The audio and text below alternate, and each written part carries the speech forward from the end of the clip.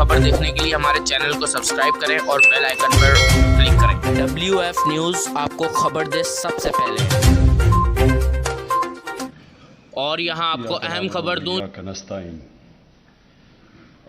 یہ تو مجھے آج بڑی خوشی ہوئی، ہم اپنے یوتھ کے لیے ڈیجیٹل میڈیا ڈیولپمنٹ کا یہ جو UNDP نے پروگرام کیا، مجھے بڑی خوشی ہوئی آپ کو آج ایڈریس کرنے کے لیے۔ وہ اس لیے کہ آپ فیوچر ہیں اس ملک کی، اور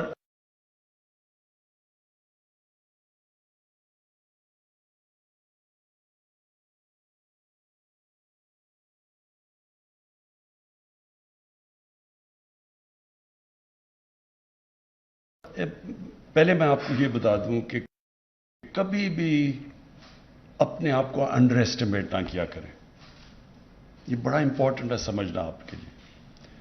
میں اگر کرکٹر بنا تھا تو میں ہمیشہ خواب دیکھتا تھا کہ دنیا کا بیسٹ کرکٹر بنوں گا، تو پھر میں اپنے آپ کو پش کرتا تھا وہاں تک، مشکلیں آتی تھی، ہار نہیں مانتا تھا، پھر گرتا تھا، پھر کھڑا ہوتا تھا۔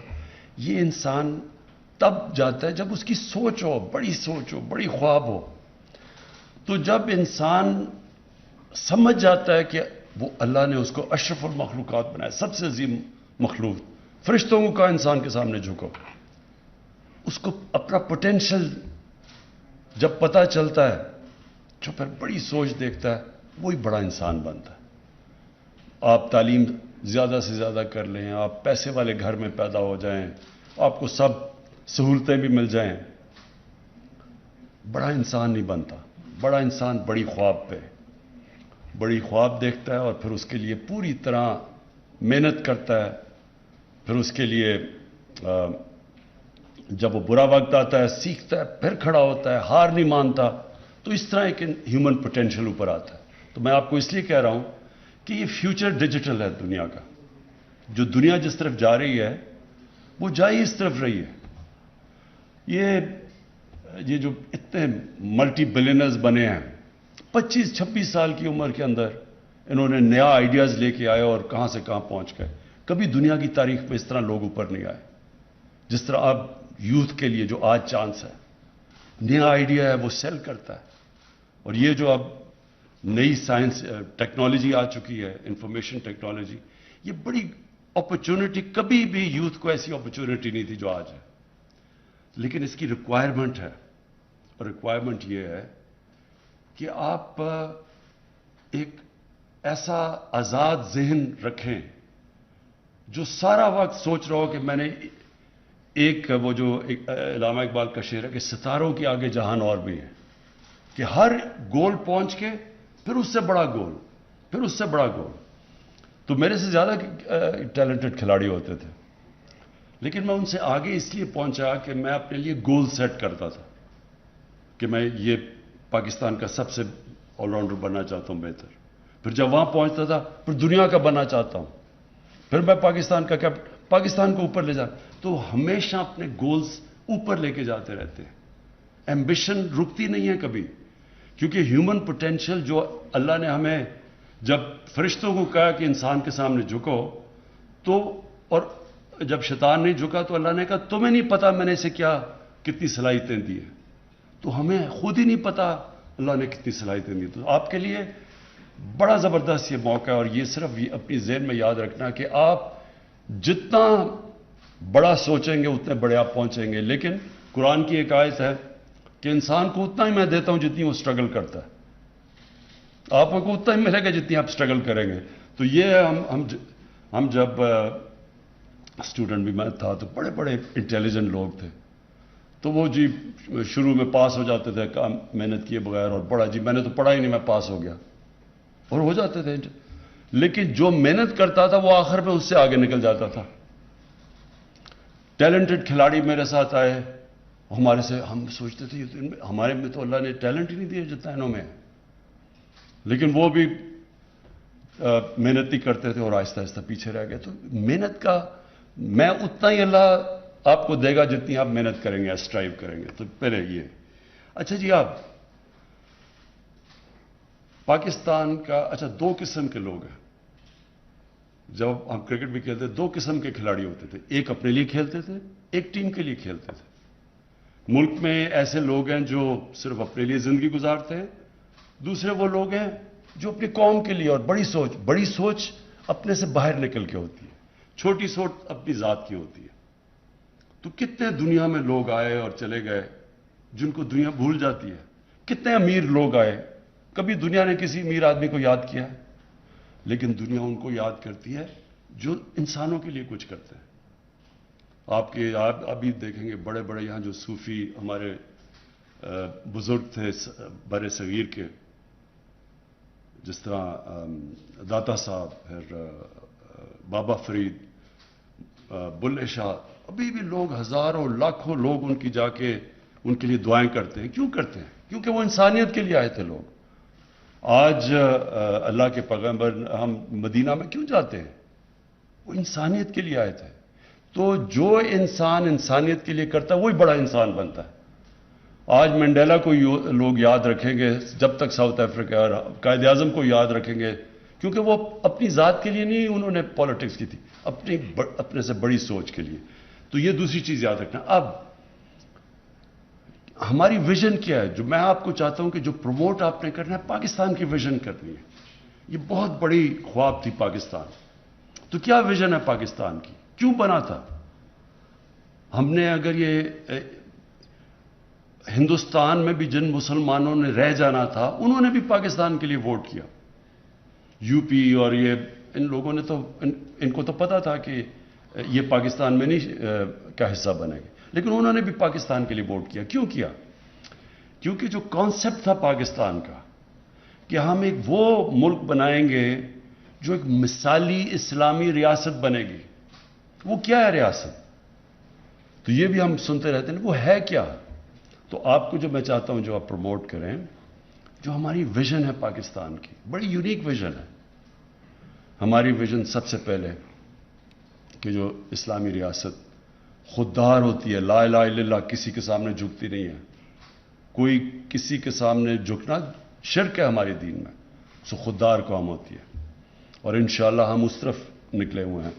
پہلے ہم جس طرح ہم آپ کو پتہ ہے جس طرح ہوتے تھے بڑے پاورز کے سامنے ہم بالکل گھٹنے ٹیک کے جھکے ہوئے ہوتے تھے.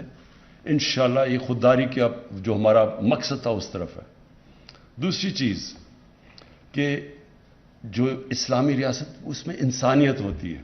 ابھی کسی اس نے کہا کہ میں احساس پروگرام میں آنا چاہتی ہوں.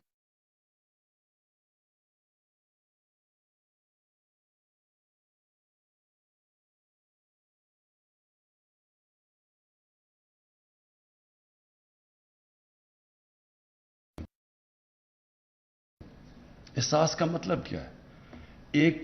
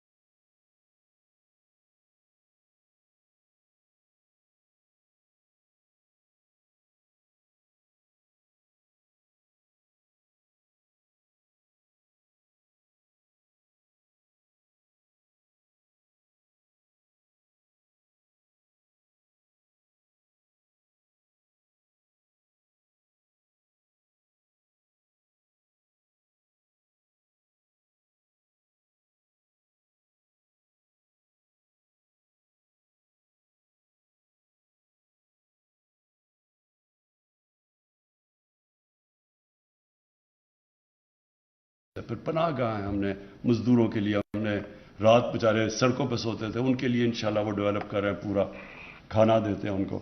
اور جو ہم افورڈیبل ہاؤسنگ کے اوپر جا رہے ہیں کہ عام لوگ ابھی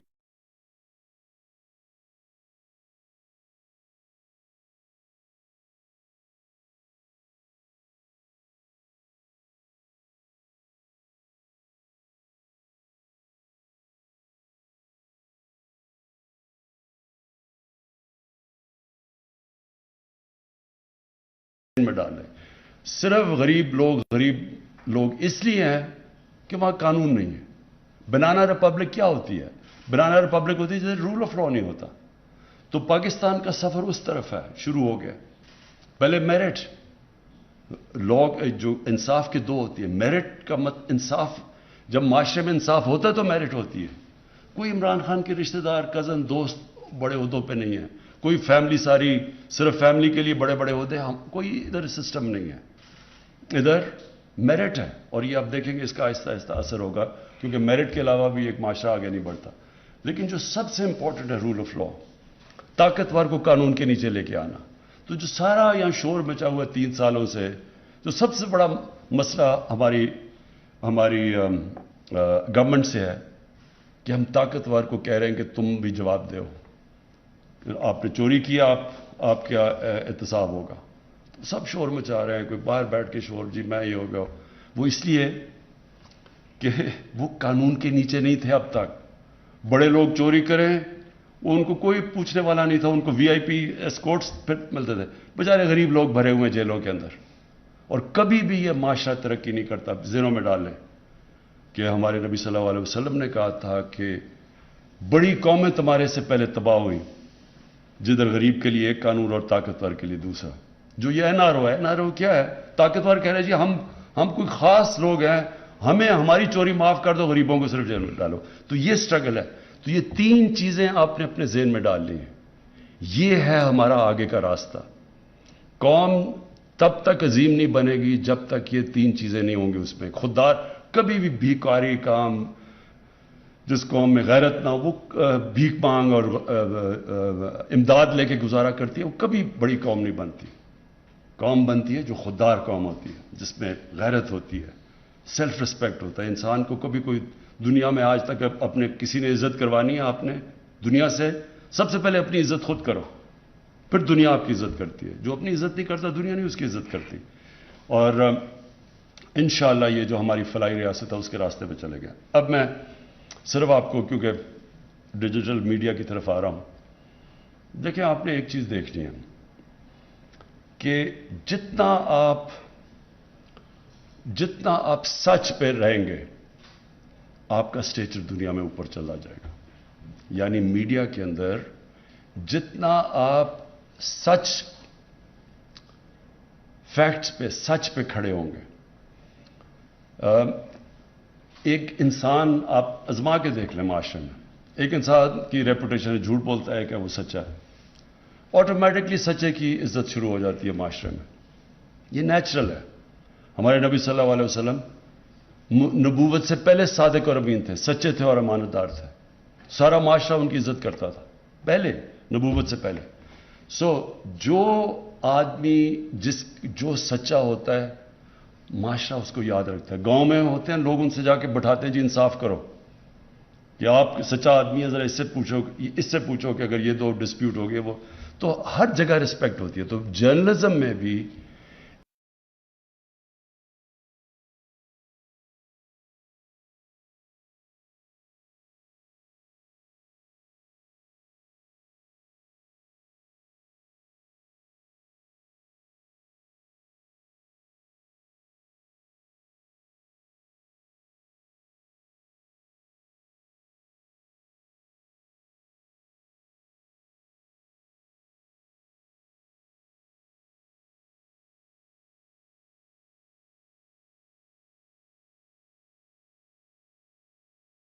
हमारी गवर्नमेंट कानूनी तोड़ी मुल्क है, तो हमें कोई फर्क नहीं पड़ता आजाद अदलिया से। आजाद ना अदलिया से फर्क पड़ता है, ना आजाद सहाफियों से फर्क पड़ता है। फर्क उनको पड़ता है जो कि चोरी कर रहे हो तो उनको कंट्रोल करना चाहते हैं जुडिशरी। डिक्टेटर्स कानून तोड़ रहे हो तो वो कंट्रोल करते हैं मीडिया और जुडिशरी। लेकिन आपको ये वो गवर्नमेंट है 3 साल में, मैं चैलेंज करता हूं पाकिस्तान की तारीख में कोई गवर्नमेंट नहीं आई जिसने मीडिया को बिल्कुल छोड़ा हुआ खोला।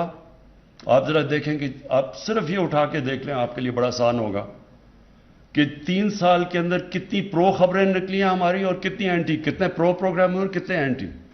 मैं गारंटी आपको करता हूं कि 70% हमारे अगेंस्ट प्रोग्राम गए। मैं गारंटी करता हूं कि जो न्यूज आइटम्स जिनकी एंगलिंग है मेजर अखबारों में देखो 70% हमारे खिलाफ है। कभी किसी प्राइम मिनिस्टर के ऊपर इस तरह की चीजें नहीं किसी दुनिया में, क्योंकि मैं जो असल डेमोक्रेसी में 20-30 साल मैंने वो भी देखी हुई है, बाहर की डेमोक्रेसीज, इंग्लैंड देखी।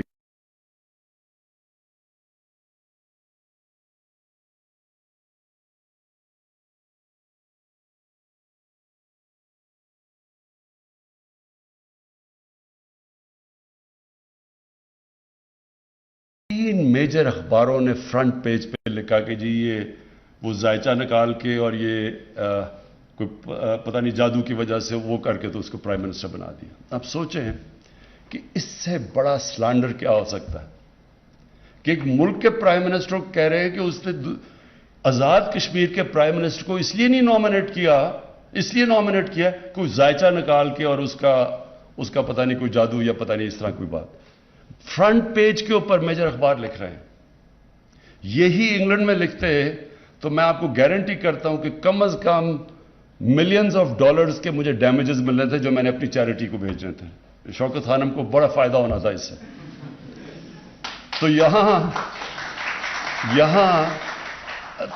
यहां जिस तरह का हमने मीडिया को आजाद छोड़ा हुआ है, मैं पाकिस्तान की तारीफ में, क्योंकि मैं तकरीबन पाकिस्तान के साथ ही बड़ा हूं, कभी इस तरह की मीडिया फ्रीडम नहीं थी, क्योंकि हमें फिक्र नहीं है। लेकिन हमें मसला फेक न्यूज से है, हमें मसला प्रोपेगेंडा से है। अब ये प्रोपेगेंडा सोचे बाहर के लोग पढ़ रहे हो तो वो क्या समझेंगे पाकिस्तान का कि मुल्क के प्राइम मिनिस्टर ने जी जायचा निकाल के और वो एक उसको किया, और उसके ऊपर वो 30 साल से ग्रास रूट पॉलिटिशियन है आजाद कश्मीर का, उसके लिए कितनी बड़ी तौहीन है कि जी वो जायचा निकाल के वो इलेक्ट हो गया। सो ये बड़ी एक मुल्क के लिए डिग्रेडिंग चीज है। लेकिन कोई तो मैं कहने का आपको आपने क्या करना है, जो कि सच को प्रमोट करना है, विजन को मुल्क की प्रमोट करना है। कोई हम नहीं चाहते, ये जो फवाद चौधरी ने बिल्कुल ठीक बात की, पहले ये सारा स्टेट मीडिया उसको प्रोपेगेंडा के लिए इस्तेमाल किया जाता था। लोगों के अरबों यहां से चोरी करके पैसा बाहर ले गया तो उनका सारा मकसद ये होता था, रिश्वत देते थे मीडिया को, किसी तरह उनकी चोरी छुप जाए, और फिर रिश्वत देते थे अदलिया के अंदर भी लोगों को ताकि उनके केसेस ना सुने जाएं, और फिर कंट्रोल करते थे उनको, क्योंकि उनको छुपाने के लिए बहुत कुछ था। तो आपसे हमारे मुल्क की आपने विजन प्रमोट कर रही है और बताना है कि असल में ये मुल्क का मकसद क्या था बनाने का और हम किधर जा रहे हैं। और ये अपने जहन में डाल लें कि आपकी क्रेडिबिलिटी डिपेंड करती है जितना आप मेहनत करके रिसर्च करके अपना